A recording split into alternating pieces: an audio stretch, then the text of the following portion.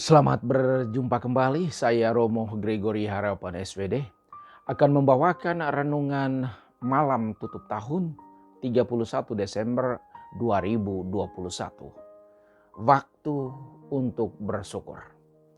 Kita sudah sampai di penghujung tahun 2021. Waktu serasa berlalu begitu cepat. Tinggal beberapa jam lagi kita akan mengucapkan selamat jalan untuk tahun 2021. Pada kesempatan ini secara khusus kita mengucap syukur untuk segala berkat dan rahmat yang Tuhan telah berikan kepada kita sampai dengan saat ini. Ada beragam bentuk berkat dan rahmat Tuhan yang telah kita terima.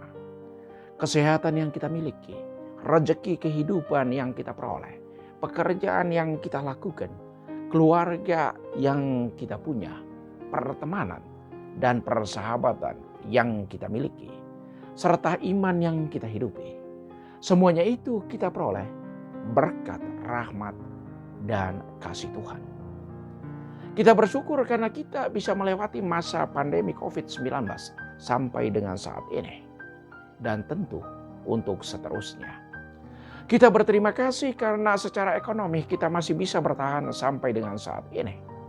Walaupun ada begitu banyak kesulitan dan ketidaknyamanan yang kita alami. Kita harapkan yang lebih baik lagi ke depannya, teristimewa di tahun baru yang akan datang. Masa pandemi ini membuat kita sungguh sadar bahwa ternyata hidup kita begitu lemah dan tak berdaya kalau tidak mengandalkan Tuhan. Disinilah pentingnya memiliki iman. Iman menolong kita, teristimewa di saat sulit seperti pandemi COVID-19 yang sementara kita alami ini. Hidup dan mati dipisahkan oleh batas yang begitu tipis. Ingat waktu COVID-19 varian Delta menyerang Indonesia pada bulan Juni sampai awal Agustus tahun ini. Rumah sakit penuh dan persediaan tabung oksigen habis terpakai. Tidak ada tempat lagi di rumah sakit. Lorong-lorong rumah sakit penuh. Bahkan dibuka tenda darurat untuk menampung pasien yang ada. Padahal setiap hari jumlah orang yang terpapar COVID-19 terus melonjak. Demikian juga jumlah mereka yang tak tertolong. Orang menjadi sangat tak berdaya walau mereka punya banyak uang. Ternyata uang bukan segala-galanya dalam hidup. Kita perlu uang, pasti.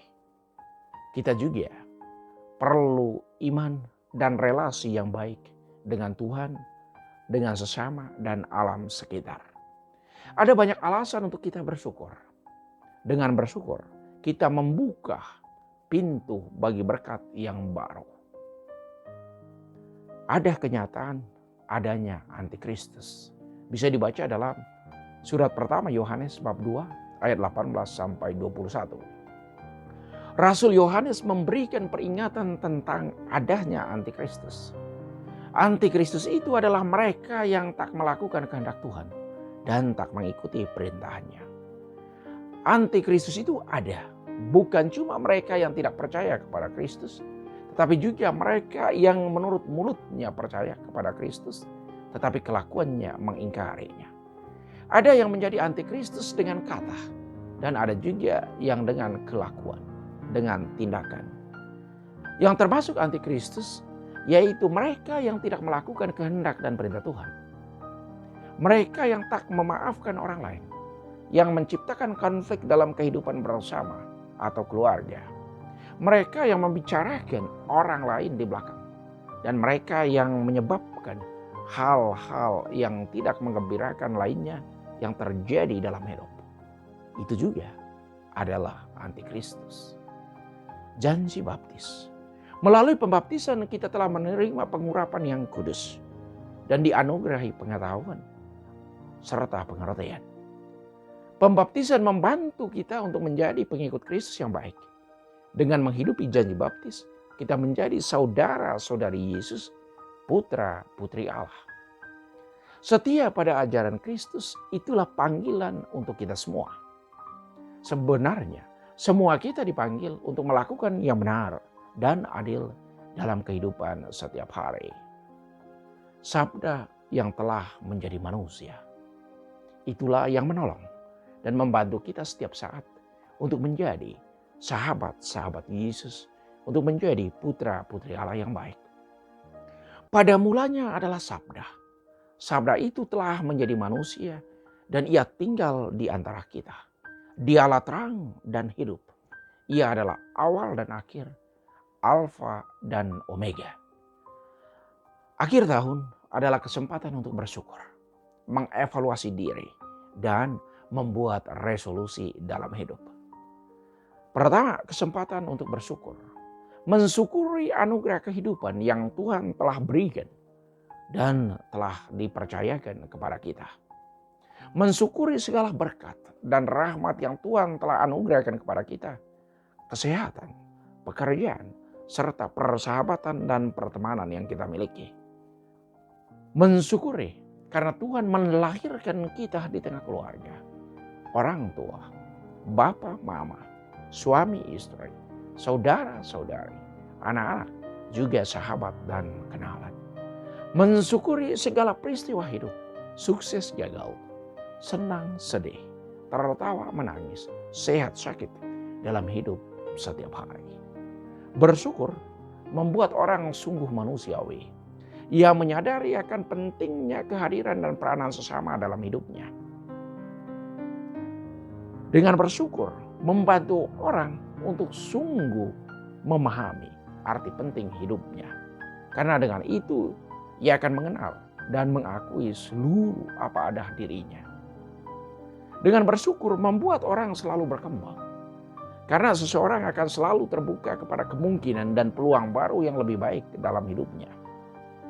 Dengan bersyukur, membuat orang selalu diterima, dibutuhkan, dan dicari oleh orang lain untuk kebersamaan dan kebaikan bersama. Kedua, kesempatan untuk mengevaluasi diri. Menerima segala yang sudah terjadi, baik positif ataupun negatif. Yang positif dipertahankan dan dikembangkan. Sedangkan yang negatifnya ditinggalkan, diperbaiki. Dengan mengevaluasi diri, seseorang bisa tahu apa yang bisa dipelajari dari peristiwa atau situasi yang telah terjadi dalam hidupnya. Dengan mengevaluasi diri, kita bisa melihat potensi, kekuatan, dan kemampuan apa yang belum digunakan secara maksimal dalam menyikapi situasi atau peristiwa yang terjadi. Yang ketiga, membuat resolusi, usaha baru dalam hidup. Apa yang saya mau lakukan di tahun yang baru nanti? Apa yang saya mau capai di tahun yang baru nanti? Apa kekuatan yang harus saya manfaatkan secara maksimal ke depannya? Dan kekuatan itu saya miliki. Siapa saja yang saya libatkan untuk mencapai sesuatu yang lebih baik lagi dalam hidup ke depannya. Mari kita terus mengandalkan Yesus, Sabda yang telah menjadi manusia, untuk menemani dan memberkati seluruh siara hidup kita di tahun baru nanti. Tuhan memberkati.